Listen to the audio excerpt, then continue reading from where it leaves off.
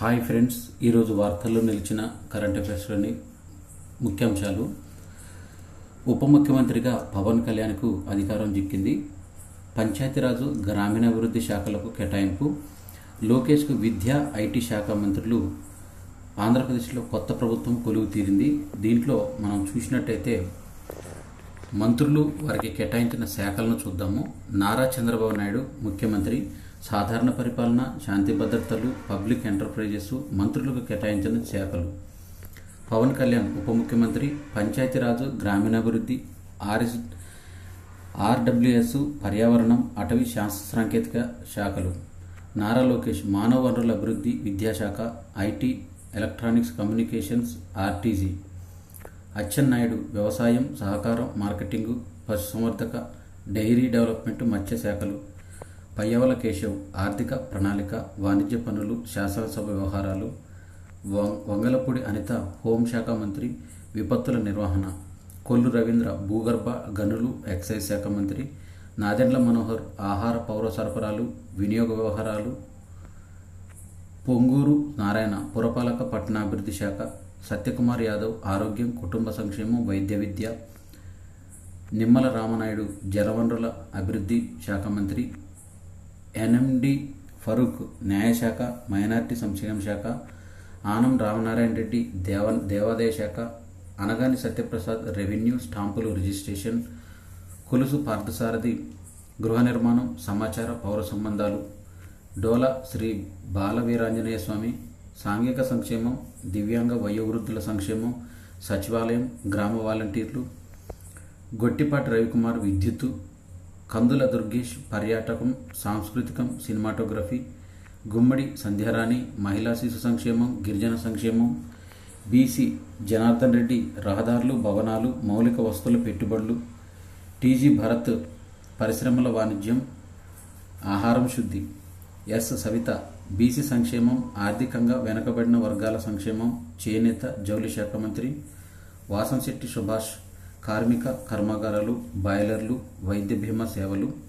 కొండపల్లి శ్రీనివాసు సూక్ష్మ మధ్య చిన్న తరహా పరిశ్రమలు, సెర్ఫ్. ఎన్ఆర్ఐ సాధికారత సంబంధాలు. ఎం రామప్రసాద్ రెడ్డి రవాణా, యువజన వ్యవహారాలు, క్రీడలు మొదలైన వారు మంత్రులుగా ప్రమాణ స్వీకారం చేశారు.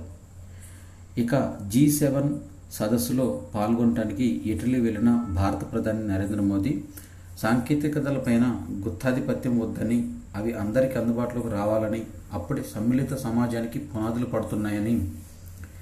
ఇటలీలోని బోర్గో ఇగ్నాజియాలో పోపు ఫ్రాన్సిస్ ప్రధాని మోదీల ఆప్యాయ పలకరింపు. చిత్రంలో ఇటలీ ప్రధాని జార్జియా మెలోని. సాంకేతికతలపైన గుత్తాధిపత్యం వద్దని, అందరికీ అందుబాటులోకి రావాలని G7 అనుబంధ సదస్సులో ప్రధాని మోదీ ఉద్ఘాటించారు. ఆఫ్రికా దేశాలు అభివృద్ధికి కృషి చేస్తామని, G20 కూటమిలో ఆఫ్రికా యూనియన్కు శాశ్వత సభ్యత్వం దక్కిన సంగతిని గుర్తు చేశారు. ఆఫ్రికా దేశాల అభివృద్ధి, భద్రత కోసం తాము కృషి చేస్తున్నామని, భవిష్యత్తులో దాన్ని కొనసాగిస్తామని తెలిపారు. మొక్కలు నాటడం మహోద్యమంగా మారాలంటూ పర్యావరణ పరిరక్షణ కోసం భారత్ ప్రారంభించిన మిషన్ లైఫ్ గురించి మోదీ తన ప్రసంగంలో ప్రత్యేకంగా ప్రస్తావించారు.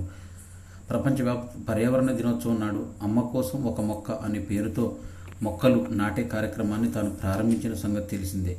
అయితే మొక్కలు నాటడాన్ని మహోద్యమంగా మారాలని, ప్రతి ఒక్కరూ దాన్ని తమ సామాజిక బాధ్యతగా భావించాలని, మరోవైపు భారత్ G20 అధ్యక్ష స్థానంలో ఉన్నప్పుడు డిజిటల్ మౌలిక సదుపాయాల కల్పన, కృత్రిమ మేధకు సంబంధించిన ప్రారంభించిన కార్యక్రమాలను ప్రస్తావిస్తూ మోదీపై ఫ్రాన్స్ అధ్యక్షుడు ఇమాన్యుయల్ మాక్రాన్ తాజా సమావేశంలో ప్రశంసల వర్షం కురిపించారు. ఆర్టిఫిషియల్ ఇంటెలిజెన్స్తో పొంచి ఉన్న ముప్పులపై పోపు ఆందోళన వ్యక్తం చేశారు. G7 సదస్సుకు విచ్చేసిన పోపు ఈ మేరకు AI ప్రయోజనాలు, దానితో పొంచి ఉన్న ప్రమాదాలపైన కీలక ప్రసంగం చేశారు. G7 సదస్సుకు హాజరైన తొలి పోపుగా పోప్ ఫ్రాన్సిస్ రికార్డు నిలిచారు. పోప్ ఫ్రాన్సిస్ భారత్కు ఆహ్వానించిన మోదీ. G7 సదస్సులో భారత ప్రధాని మోదీ పోప్ ఫ్రాన్సిస్ను ఆత్మీయ ఆలింగనం చేసుకున్నారు. భారత్ను సందర్శించాలంటూ పోప్ను మోదీ ఆహ్వానించారు. ఐరోపాపై వలస ఒత్తిడి తగ్గించాలని G7 సదస్సులో నేతలతో సమాలోచన చేశారు. ఇటలీలో అపులియా ప్రాంతంలో బొర్గో ఇగ్నాజియా రిసార్ట్లో జరుగుతున్న 50వ G7 శిఖరాగ్ర సదస్సులో భాగంగా రెండో రోజైన శుక్రవారం కూటమి సభ్యుల అధినేతలు ఈ మేరకు వలసలు, మానవ అక్రమ రవాణా, కట్టడి తదితర కీలక అంశాలపైన విస్తృత సమాలోచనలు జరిగాయి. మోదీతో జెలెన్స్కీ భేటీ అయ్యారు. G7 సదస్సు వేళ ఇటలీలో మోదీతో ఉక్రెయిన్లో అధ్యక్షుడు జెలెన్స్కీ భేటీ అయ్యారు. రష్యాతో యుద్ధంలో ప్రస్తుత పరిస్థితులను భారత ప్రధానికి ఆయన వివరించారు. జెలెన్స్కీతో భేటీ చాలా విజయవంతంగా సాగింది ఎక్స్లో తెలిపారు. సార్వత్రిక సమరం విశేషాలను వివరించి భారత సార్వత్రిక ఎన్నికల పర్వం గురించి మోదీ తన ప్రసంగంలో ప్రస్తావించారు. ప్రజాస్వామ్యం విజయంగా అభివర్ణించారు.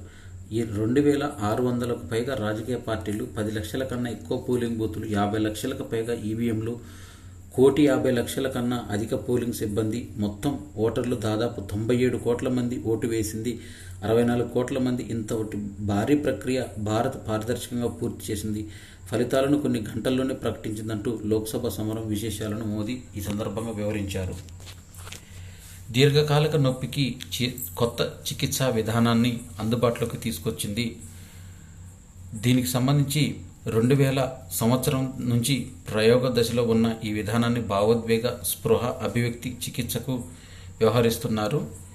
దీనికి సంబంధించి దీర్ఘకాల నొప్పికి లోనవుతున్న, తీవ్ర మనోవిఘాతానికి లోనైన వారిని గురించి ఈ పరిశోధనలు అనేవి అమెరికాలోని కాలిఫోర్నియా విశ్వవిద్యాలయ పరిశోధకులు 60 నుంచి 95 ఏళ్ల వయసులో 120 మందిని మహిళలు, పురుషులు దీర్ఘకాలిక రుగ్మతలు తగ్గించడానికి ఈ ప్రయోగాత్మకంగా వినియోగించారు. పెరుగుతున్న రోజునిడివి, భూగోళ కేంద్ర భాగం కోర్ భ్రమణ వేగం తగ్గుతుందని అమెరికాలోని దక్షిణ కాలిఫోర్నియా విశ్వవిద్యాలయ పరిశోధకులు స్పష్టం చేశారు. 1972 నుంచి రోజు నిడివి ప్రతి కొన్ని సంవత్సరాలకు ఒక లీప్ సెకండ్ చొప్పున కలుపుతూ వస్తున్నారు.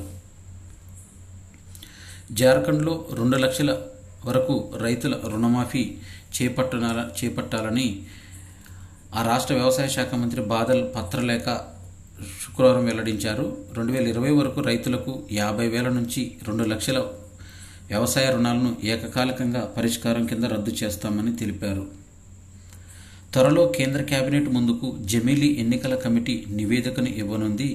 ఒకే దేశం ఒకే ఎన్నిక అంశంపైన మాజీ రాష్ట్రపతి రామ్నాథ్ కోవింద్ నేతృత్వంలో ఉన్నత స్థాయి కమిటీ సమర్పించిన నివేదిక త్వరలో కేంద్ర కేబినెట్ ముందుకు రానుంది. జాతీయ స్థాయిలో మెరిసిన తెలుగు తేజం జాతీయ బాలల రక్షణ కమిషన్ పురస్కారానికి ఐఏఎస్ కృష్ణతేజ ఎంపికయ్యారు. 2015 బ్యాచ్ ఐఏఎస్ అయిన కృష్ణతేజ 2003 మార్చిలో కేరళ రాష్ట్రం త్రిశూర్ కలెక్టర్గా బాధ్యతలు చేపట్టారు. కరోనా కారణంగా తల్లిదండ్రులను కోల్పోయిన అనాథలుగా మారిన 609 మంది విద్యార్థులను గుర్తించి దాతల సహకారంతో వారు ఉన్నత చదువులు చదివేలా చూశారు. అలాగే కరోనా సమయంలో భర్తను పోగొట్టుకున్న 35 మంది వితంతువులకు ఇల్లు నిర్మింపజేశారు. మరో 150 మంది మహిళలకు ఉపాధి అవకాశాలు కల్పించారు. జిల్లాల్లో విద్యార్థులకు మాదక ద్రవ్యాల జోలికి వెళ్లకుండా పెద్ద ఎత్తున అవగాహన కార్యక్రమాలు నిర్వహించారు.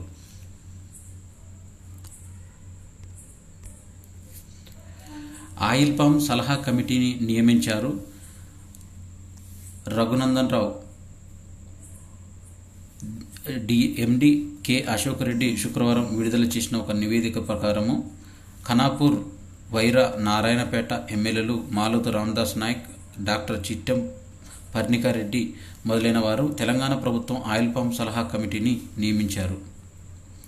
హైదరాబాద్లో NIIMH WHO ప్రత్యేక పరిశోధన కేంద్రాన్ని ఏర్పాటు చేయనున్నారు. హైదరాబాద్లో national institute of medical heritage, ప్రపంచ ఆరోగ్య సంస్థ సంయుక్తంగా ఒక పరిశోధన కేంద్రాన్ని ఏర్పాటు చేయనున్నాయి.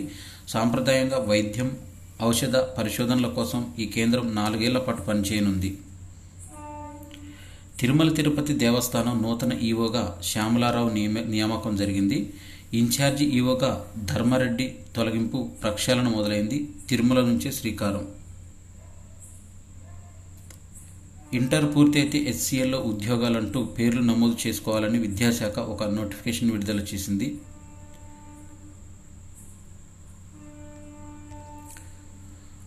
సుప్రీం తీర్పుపై భాషా పండితుల హర్షం. పండిత పోస్టులను భాషా పండితులు కేటాయించాలని, SGTలకు అవకాశం ఇవ్వాల్సిన అవసరం లేదని సుప్రీంకోర్టు తీర్పిచ్చింది. రాష్ట్రీయ ఉపాధ్యాయ పండిత పరిషత్ తెలంగాణ రాష్ట్ర అధ్యక్షుడు సి. జగదీష్ తెలిపారు.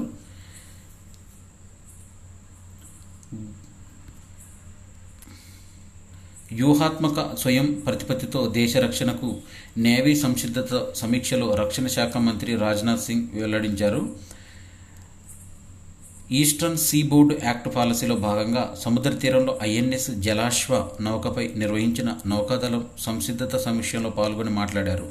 ఇండో పసిఫిక్ తీర ప్రాంతంలో ఆర్థిక రక్షణ శాఖల దళాల శక్తి సామర్థ్యాలు బలోపేతానికి ఇలాంటి సమీక్షలు దోహదపడతాయని స్పష్టం చేశారు. ద్వైపాక్షిక భేటీలతో మోదీ బిజీగా గడుపుతున్నారు. బైడెన్, మెలోనీ, సునాక్, మెక్రాన్లతో విడివిడిగా సమావేశమయ్యారు. ఫుమియో కిషిదా, జస్టిన్ ట్రూడోలతోనూ G7 సదస్సు కోసం ఇటలీ వెళ్లిన ప్రధానమంత్రి నరేంద్ర మోదీ వరుసగా ద్వైపాక్షిక భేటీల్లో తీరిక లేకుండా గడిపారు. America, Italy, Britain, France, Canada, Japan సహా పలు దేశాల అధినేతలతో ఆయన విడివిడిగా సమావేశమయ్యారు. బ్రిటన్తో FTA సంప్రదింపుల్లో పురోగతిపైన సమీక్ష చేశారు. ఫ్రాన్స్తో రక్షణ సహకారం పెంపునకు అంగీకారం తెలిపారు. అమెరికా అధ్యక్షునితో సైతం భేటీ అయ్యారు. G7 సదస్సు వద్ద రిషి సునాక్తో మోదీ ఆత్మీయ ఆలింగనం. ఆ కలకలం తర్వాత ట్రూడోతో తొలిసారిగా సమావేశమయ్యారు. బుల్లెట్ రైల్లో ఆటోమేటెడ్ వర్షపాత పర్యవేక్షణ వ్యవస్థను ప్రవేశపెట్టనున్నారు. బుల్లెట్ రైలు సేవలను సురక్షితంగా నిర్వహించేందుకు ఆటోమేటెడ్ వర్షపాత పర్యవేక్షణ వ్యవస్థ రెయిన్ఫాల్ మానిటరింగ్ సిస్టమ్ను అవలంబిస్తున్నామని రైల్వే శాఖ మంత్రి అశ్విని వైష్ణవ్ తెలిపారు. ఆర్మీ అమ్ముల పొదిలో నాగాస్త్ర 1. భారత సైన్యం అమ్ముల పొదిలో సరికొత్త అస్త్రం చేరింది.